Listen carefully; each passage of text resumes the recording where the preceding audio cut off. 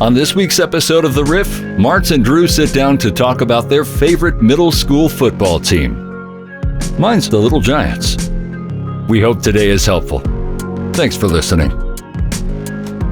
Riff Raff, wherever you're listening from, however you're listening, whether you're watching, we are honored that we get to share the day with you. And Drew, well, if you're listening, you didn't get to see Drew walking in, but this is, again, my favorite thing to do.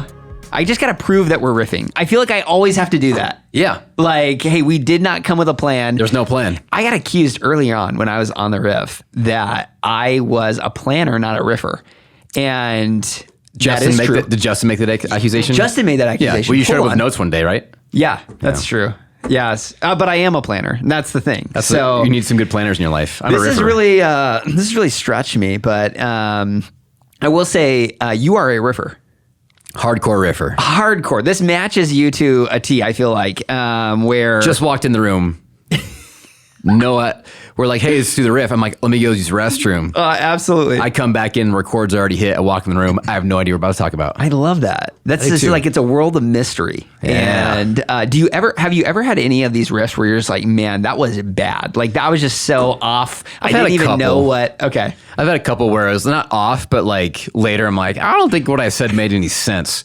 Or I ramble. Should I have said that? But here's the reality is, yes, there are lots of podcasts where you could come in and you're going to get like a polished version Here's of my 8 keys to success. Exactly. And are they really your 8 keys? I don't know. But you know, do you actually say those every day? Could you really recite them without reading them from your planner? I don't know. But this... I can't chat GPT this. Dude, we're getting the rawest, realest, most authentic version of Drew. And you, might I say. That's true. That's why I like to ask more questions. I noticed that about you. So I'm more of like, the longer I talk, the more time I'm buying you to ask another question. It's gonna make me. I'm like the monkey. You're like the puppeteer. I like this. Yeah. Look, dance. What if I throw this in? Yeah. And you'll start the question with, I'm curious. Okay, I am curious about something. Okay, if we do get going. One of the things I heard you say this today, and I have been like. I have been sitting on it because I'm like, dude, that is gold. You've said this before, but the way you said it today, I was like, this might be, this is quotable right here. Like if you were the kind of guy who on Instagram you posted something you said and then you like wrote your name underneath it. Oh yeah. Thankfully you're not. No. I'm so thankful you're not. Yeah, like, thank you for not quoting yourself on messages that you speak. As I always say. Like that, I hate that. Okay, you would be a hard person for me to do a podcast with. If you did that, and I'm sure vice versa, right? If I was like always quoting myself in my Instagram. Anyway, once I start working out and like doing motivational talks from the gym on TikTok. Well, first off, you're gonna have to wear way tighter shirts. Yeah, not doing that just like really show, and you're like, man, you could probably size up. Man, I was just working out today, man, and I really thought about all you people. I was just thinking, man. I thought maybe what you wanted to hear. Yeah, I like that. Honestly, that might be a second podcast. Yeah, if you're ever thinking of it. Alter ego. Could I have like a wig on? Be like, yes, fake name. Oh my! That's word. what we should do. I should have an alter ego. What would that be? I don't know, man. South Point Church. Hey man, South Point. I would what you. North Point gives you wise, sound wisdom, and South Point the opposite. It's like ChatGPT hot takes. I like it. Hey, should I just switch it? Let's go hot takes today. No, I'm kidding. I don't want to do it. I feel like that should come though. Sometime soon. I'm going to give you a hot take. I'm going to give you controversial church stances, and you got to give me your hot take. Oh gosh, I'm so excited. In a couple of years, maybe whenever you're less cancelable, right? Is that it? Cancelable? Yeah. Okay. You said this today, and I wrote it. I wrote it down. I liked it, and I thought, if I ever go back to my notes app, I'm gonna, pastor is a verb you go do, not a noun you listen to. Yeah. Riff on that for a moment. We have talked about that in a roundabout way. I like that language, and I think it leads into something bigger. But tell me about that. Yeah, I think pastor. I think of the word shepherd is like someone who's actually caring for people. caring, for a flock of sheep. But that idea, I read a book when I was in Bible college, said they smell like sheep. That was the name of the book. And it was basically this idea of like, if you're gonna be a pastor, you better love people.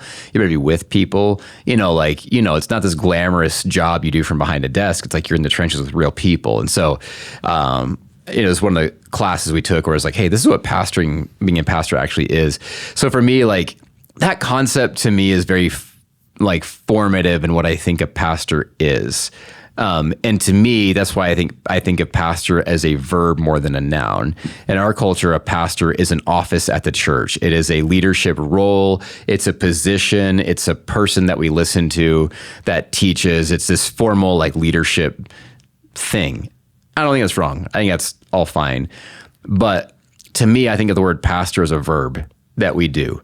When you pastor people, you love them, you care for them, this idea of like, the Lord is my shepherd, I shall not want.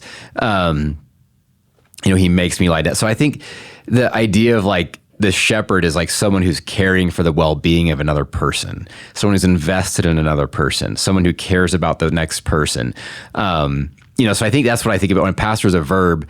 I think that everyone like can pastor other people, and that's not the verbiage we would use in our culture, but like that's the heart that I hope that we have, which is like we actually have a willingness to serve other people, an open-handedness, open hearts, open homes for other people. So that's what I think about, like is, less, hey, let me come listen to what this one person thinks, what's their one perspective. Because the pastor today in our culture is someone who teaches the Bible, who, preaches and teaches and that whole thing. Those are good things. But it's also like, man, Monday through Saturday, like who's in your life, I pastor my kids, if you think about it, like you're shepherding them, you're caring for them, you're invested in them. But like, who else can I show up for in my life in that same seat, whether or not I work at a church or have a formal office? So when I think about 1 Peter 2, the priesthood of the believer, like that's what I think about formationally is like, hey, if I'm a Jesus follower, there's people around me that I can play a pastoral role with because I care for them. I'm invested in them and I'm helping them get to their next step. So this isn't something that you just do in the four walls of a church on a Sunday? Absolutely not. Yeah. Absolutely. I mean, I'm like this fall, like next week, my son's football practice team starts up again, and I'm going to be helping coach. Like, so I'm the type of dad where like, if I'm going to be at my son's practice, I'm not good at sitting in the lawn chair, shooting the breeze with our parents and, watching it. Like I want to be in it. Like I actually want to help lead the team and be helpful to the coach. So like this year I'll be helping mostly on like the defensive side of the ball. My son will probably be on the offensive side. So I'm not even like just helicoptering my kid. It's like, but we were at the kind of the kickoff event last week, and I had 3 or 4 kids that were on my team last year come up to me and start talking to me, And so for me, and I'm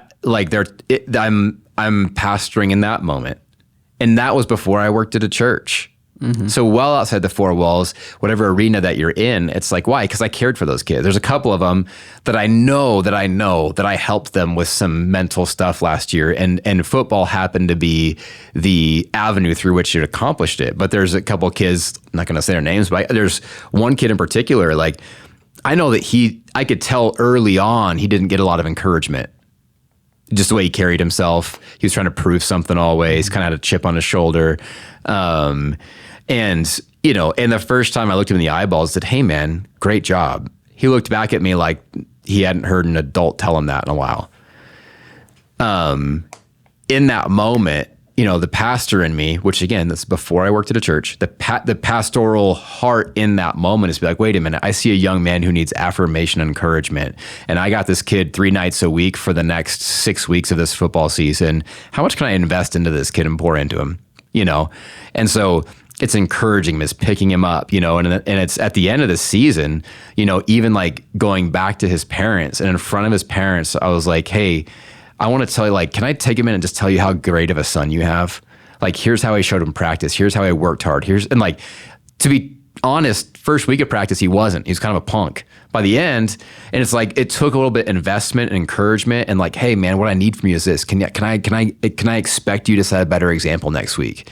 And then it started with what he could physically do on the football field because he's a great athlete, And so when I could teach him how to tackle right, then I used him and I was like, hey, we're gonna run this drill. I want everyone to watch this kid, watch his name. And I'm not saying his name on purpose, but like watch him. He's gonna do it right and he's gonna show you how to do it. And I watched him like, you know what I mean? Like someone believes in me, a little thing, right? Then he did it with all of his heart and like every kid. And so like by the end of the season, I'm now expecting him not just to do something physical on the football field, but lead, by example in other ways in the team. And so like being able to build that kid up and even do it in front of his parents, to his parents, I'm sitting there telling his parents what I see in their kid. And I don't know their whole family situation, but I see the kid behind him, just like you could tell it was like this thing. And so for me, I'm riffing hard right now, but outside the four walls, yeah, way outside the four walls. And I think that's the thing is like when you take the time to see other people and invest in them and like, God, open my eyes to see people the way that you see them. Open my ears to hear your voice. Mm-hmm. Open my heart to like have a heart for other people, and I think when you do that, you begin to pastor other people. You become a shepherd in the community. You become someone who's guiding, who's caring for. A shepherd is pulling the sheep out of danger. They're, trimming they're just caring for people well. And I think whatever avenue God gives you for that, that's what I think, man. A pastor's a verb. It's something that we can all do, Yeah. And it really changes the way you look at life, right? It changes the way you look at the task in front of you or the job that's in front of you or the person that's in front of you. Yeah. And that's really what you're saying. And that doesn't have to be on a Sunday. But it gives you a mission for your week. Yeah. Right. So it changes it. There's something bigger than just going to work. There's something bigger than just going to practice. There's something bigger than just going to, what is it? Yeah. The mission, like, I think you're being sent there. I think, when this gets like into your head and you start thinking about your life in partnership with Jesus, it's like, I believe that Jesus is making all things new. He's in the process of restoring and recreating. There's a final culmination, where the kingdom of God will be fully established. And a lot of smart theologians will describe this and argue about it. They'll all smoke pipes and have fine robes. I've got a few of my own thoughts. So smell, thank you for exactly. It'll smell like rich mahogany. I got many leather-bound books. Yeah, exactly. You ate a whole wheel of cheese? I'm not even mad. I'm just impressed. So like there will be a final kingdom of God, but like I just believe Jesus is extending his kingdom here and now. And like he's building a garden, he's recreating, and there's goodness and expressions of Jesus that as he takes rule and reign, as we're submitted to him, as we're following him, what happens is like we're actually extending the kingdom of God where we go. And that is kingdom of God, the Bible says, marked by righteousness, peace, and joy. And so when we're going and creating righteousness, peace, and joy, we're extending the kingdom of God. And so he's partnering with us. And so, yeah, when I go to football practice, like I'm either going to go because that's where I've got to go, or I'm going to have a mentality that says I'm being sent. Wherever my feet take me, it's where Jesus has sent me. And if that's a job that you hate, if that's, a thing that you're signed up for, if that's and some seasons of life are so mundane and monotonous, some seasons are overwhelming. But if you start thinking like, man, like I'm not looking for a purpose. I'm not looking for my job to fill my bucket or fulfill my purpose. I'm looking for Jesus to fill it. I'm looking to partner with him to see my coworkers in a way that maybe I hadn't before. And I'm actually sent here to make a difference, and not like change the world, but just love the person in front of you. Have a pastoral heart for what you see. Have eyes to see people for how Jesus sees them, And I think you're actually like, if you start to believe, no, he sent me here on purpose. No coincidences in the kingdom. It's not random. You are where you are for a reason.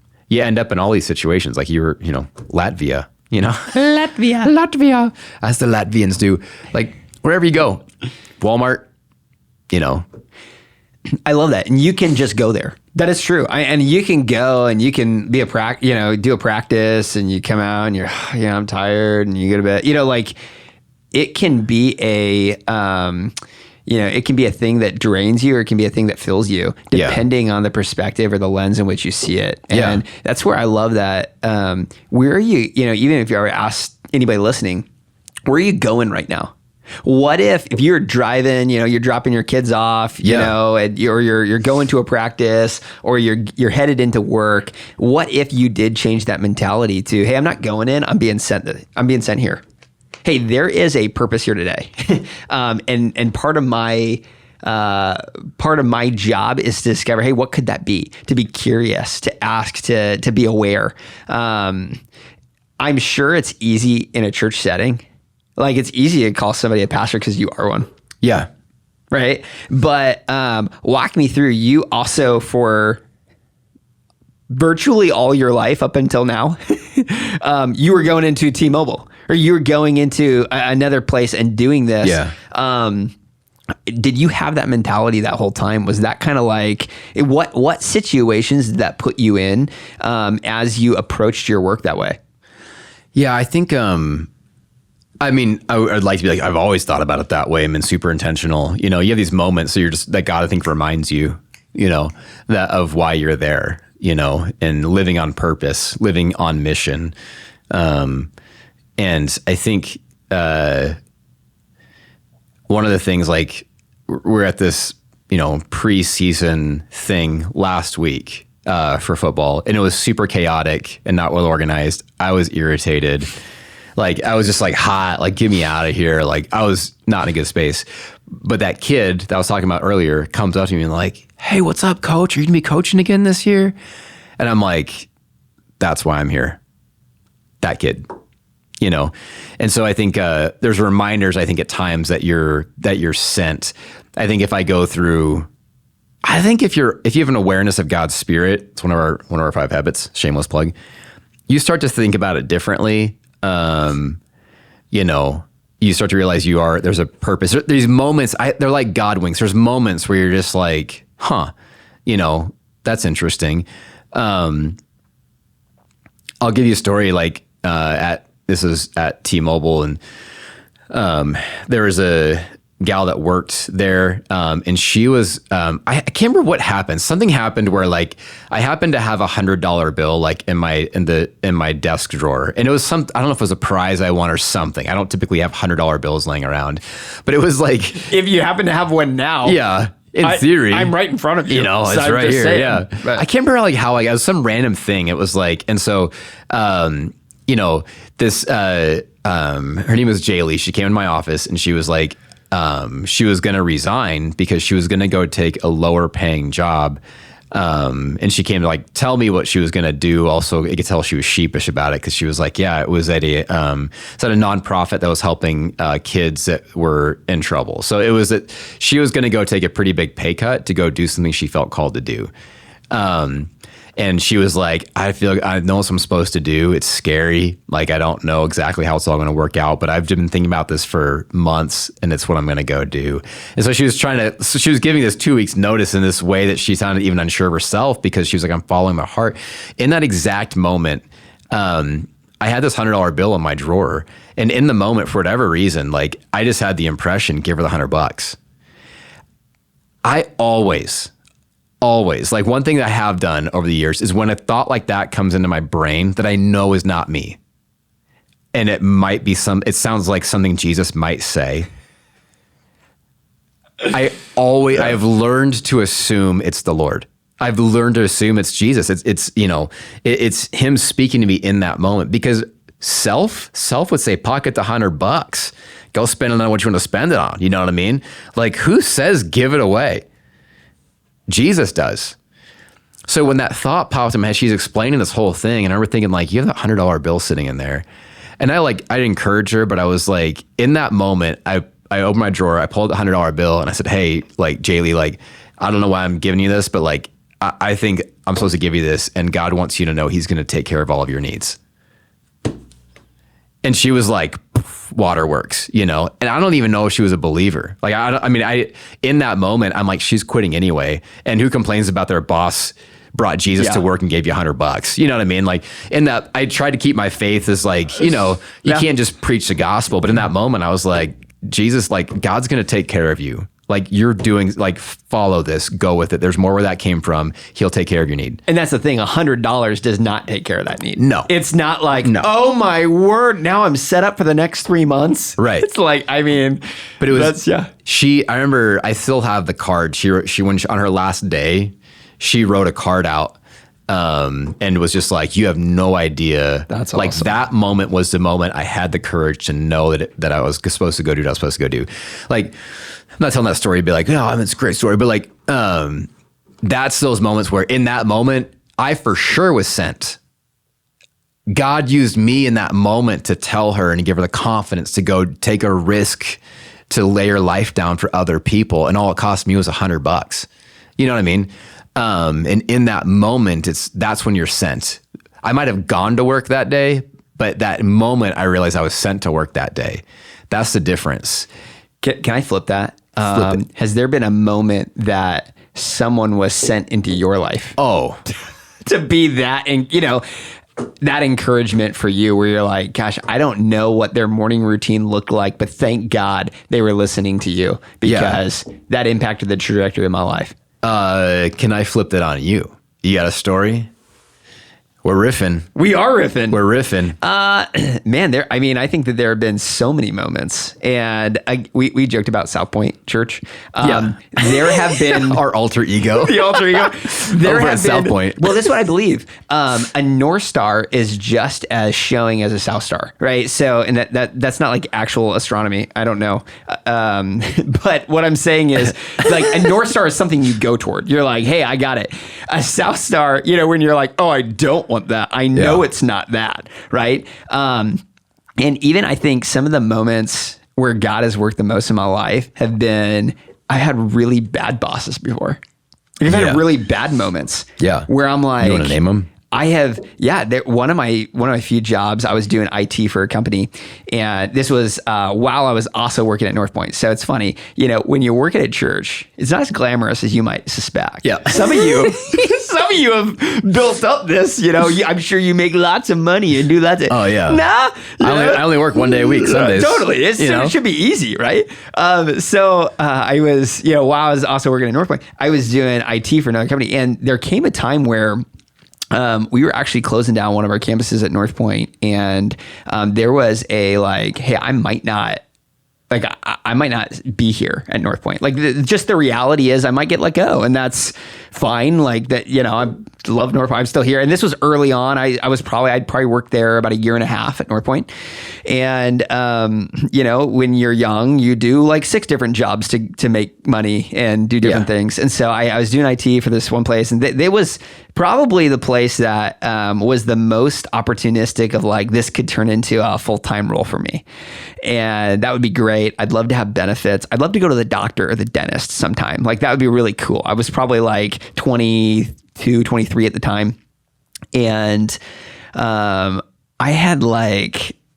Dude, I had like multiple times, and this was, you know, you want to be self-aware, but there were multiple times where I had just gotten like chewed out on a phone call and like yelled at a job. I'm like, this is crazy. And it was one of those moments where, you know, and generally it's like my dad or somebody that comes in is like, hey, like, you know, not everywhere's like that.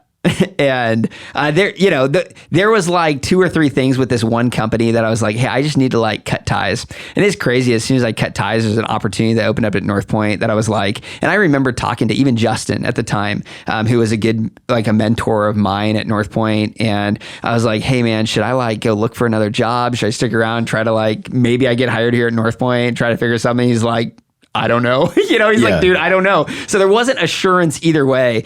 But it was one of those things where it's like, as soon as I cut ties, and it was really like my dad speaking of my life, you know, Justin had things that he said, you know, it wasn't like one specific moment. But I do think, you know, sometimes there's these North Star moments, and sometimes there's these South Star moments that point you in a different direction, a different trajectory of that. And so I don't know, that does not answer your question. Yeah. When you put me on the spot, you never, no telling what you're going to get. It was good though. It was good. I liked it. North Star, South Star. But it's true. funny, That and makes sense. That changed the trajectory of my life, right? Just like understanding I can let go of something, move on to something else. And so no one gave me $100 though. And I'm a little bummed about that. Yeah. That would have been, in the right direction. That would have been helpful. So Yeah. I think, hey, did I dance enough for you to come up with? Oh yeah, no, I had it. I was kicking it your way. That was a good dance. North Star, South Star. Wow. First off, astronomer. First off, don't put me in a box. Yeah. Don't make me answer a question. You know, Yeah. if you try to do that, I'm gonna do whatever I want to do. All right, I'm gonna answer however I want. It's like politics, you know. I'm gonna raise that. I don't want to talk about story inflation. That doesn't make sense. Yeah. But no. Yeah, here's the deal. Yeah, I think there's a lot. I mean, there's probably a lot of stories where someone just showed up and said something or did something that was like what I need. It was totally unsolicited. And here's the thing: a lot of times people don't even know they're doing it. Yeah. But there's I go back to Gary Hay. He was a pastor in town and kind of a mentor of mine. And I went to lunch with him 2 years ago, a year and a half ago, 2 years ago. Anyway. And I was processing change. I was like, I'm working for this company. I was consulting and it was going good. I was making good money and not overly stressed out, but I just was empty. I'm like, I feel like I'm supposed to do. Like I felt like change was coming. Felt called to local church leadership. I'm like, this is what I feel like I'm wired to do it. So I've always wanted to do. Can't shake it. I'm already in my 40s. I'm like, if you've been thinking something since you were 17 and you're in your 40s, it's probably God. So I was trying to put the pieces together on like, how do you make this change? Where do you even start? You know? And he said this thing, you know, he said, sometimes you got to put yourself on go and then see what God does. Like you take a step of faith to where now he needs to come through, or like, you know what I'm saying? You're not like testing God, but the way he said it was like, you should put yourself on go. Start moving your feet. Yeah. Yeah. Make some decisions that are assuming that what you're hearing is the Lord and it is God. And then start and then see what happens, you know, but you got to put it in motion. If you're waiting for God to give you all 10 steps before you take step one, probably not going to happen, you know, but, yeah, he put yourself on go. And it was interesting because it was, as soon as he said that, I knew exactly what I needed to do. He didn't tell me what to do, but when he said it, I got in my truck and I knew there's 2 phone calls I needed to make.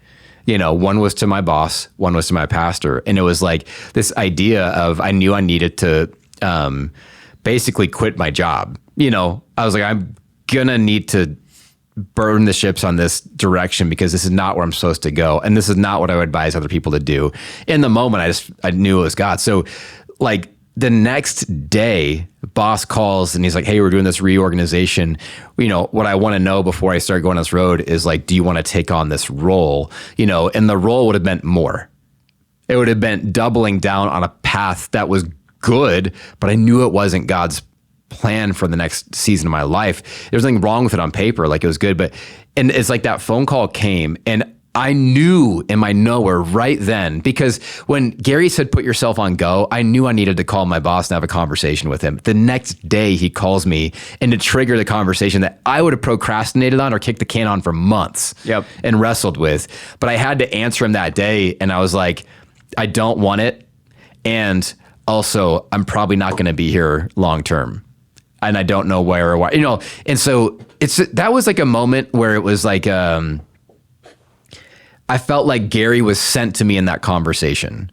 And he said something to me that triggered, so that God took that thought that came out of Gary's mouth, the words out of his mouth, hit my heart in such a way that I knew God started taking that thing and percolating it in my guts. And when the phone call came the next day where I had to make a put myself on go decision or not, I was able to do it with confidence, scared out of my mind. But I'm like, no, I'm clear. This is what I need to do. So that doesn't really answer the question either, but like that's the $100 moment for me where it was like, he just said something and God took the words out of his mouth and and cooked it in me for a while. I knew what it meant. And then that set me up the next day. Like it wasn't a coincidence that phone call came, you know, and then that sent me down a whole line of, ultimately pivoting my life and making myself 100% available for God's plan, which ultimately landed me here, you know? So I just think there's so many Gary didn't have to go to lunch with me today. He gave me some advice that was kind of risky. Like, put yourself on go. Like, I don't know, man. I think there's a lot of ways that people are sent into our lives. So if there's somebody that's sitting here listening to the podcast and they're like, okay, I'm in. Yeah. Like, send me. Here I am. Yeah. Like, what would that look like? Like, hey, I'm driving into work this morning. Yeah. I'm going into my 9 to 5 that I do. Yeah, I've been doing this for years. I have some interaction with people. I wouldn't say I have a lot of influence. Yeah. Maybe I like the job. Maybe I don't. It is what it is. Yeah. Like, what does it look like to approach that job where you're saying, hey, God, okay, I want to be sent. I don't want to just go in. Yeah, I think it's going to change. You're going to go do the same. You can either change your situation or your perspective. Most of the time, God's not going to change your situation. He's going to change your perspective on the situation you're already in. So I think it's going in with a different set of eyeballs to see the room different, see your boss different, like open your eyes to see your coworkers different. That phone call that comes in, listen different, and understand, like, God, ask the Lord, what are you seeing? What do you hear? And like, what could I say? And what could I do differently? It might be simple things like just greeting people with a smile, simple interactions that change people's atmosphere, that change people's day. I went to the Chick-fil-A drive-thru today, and I know they're paid to be super nice. All of us are paid to be nice. Yeah. Doesn't mean we are. They're always great, know? And the drive-thru, the gal at the drive-thru took my order of the whole thing. And then I paid, and she was like, hey, do you like iced coffee? And I'm like, yeah. She was like, you want to play rock, paper, scissors for free iced coffee? What in the world? So I said, naturally what you say. I was like, best 2 out of 3 are straight up. Yeah, you better be. 2 out of 3 are straight up. She's like, straight up. Whoa. Rock, paper, scissors, shoot. I go scissors, she goes paper. I'm like, how did you do that? She pulls out a free coffee thing. She's like, here you go. It's a free iced coffee. She's like, free iced coffee on me next time. Have a great day. Now, I know it's Chick-fil-A. Well, here's the deal. If I would have been in that situation, I would have acted like I didn't know that it was rock, paper, scissors, shoot. Oh, I thought we were. Yeah. And then I beat her that way. You Yeah. know? That's impressive. We have full confidence. And I don't know if she was playing a mind game knowing that she might have known. She might have, like, if she won, she might have been, have it anyway, whatever. Either way. Wow. Like, that was a simple thing. I know it's Chick-fil-A and they're paid to be awesome. She could have just been like, hey, here's your free coffee. But she stopped in a moment, like the whole, like, that thing. I'm talking about it later because I'm like, that was awesome. And that little free gift card's going to sit in my truck until I use it. And like, when I use it, I'm going to think about her. And I don't even know her name, But it's like, that's a simple little thing. And I know, like, how do you change the world? One interaction at a time. Like, how do you change, how do you impact everyone? By looking at everyone and seeing him and like, God, what do you see? And how could I encourage him? How could I use the strength that you provided, the words that you give me to lift this person up? 1 Peter 4, So I think that's what it is really. Whatever you're going to work, like, do well, do a great job, but like, how might you be able to make a difference for somebody? You might not be able to change the fact that your boss is crazy or that your company's, tight and making cuts or situations are, but whatever the situation is, like, how do you see people differently in a way that you're looking for ways? If you ask God, Lord, help me make a difference today, help me see people, he's going to help you. And it's just a simple moment when she's telling me, like, hey, give her $100. When as soon as you get an inclination or a thought to do something kind for someone, to do something loving, to be someone who brings peace, to be someone who spreads a little bit of joy, those are fruits of the Spirit, not fruits of John, not fruits of Drew. Like, any of that comes to mind, act on it, do it, and then watch what happens. So as you head to work today, as you head to, school, the task in front of you, let's shift that perspective. What if we were sent? What would that look like? How would we approach that? And I think that could not only change your day, it changes your week, it changes your life, it changes the people around you. So Riff Raff, have some fun this week. See ya. Thanks for listening to this episode of The Riff. We'll have a brand new episode every week, wherever you find podcasts.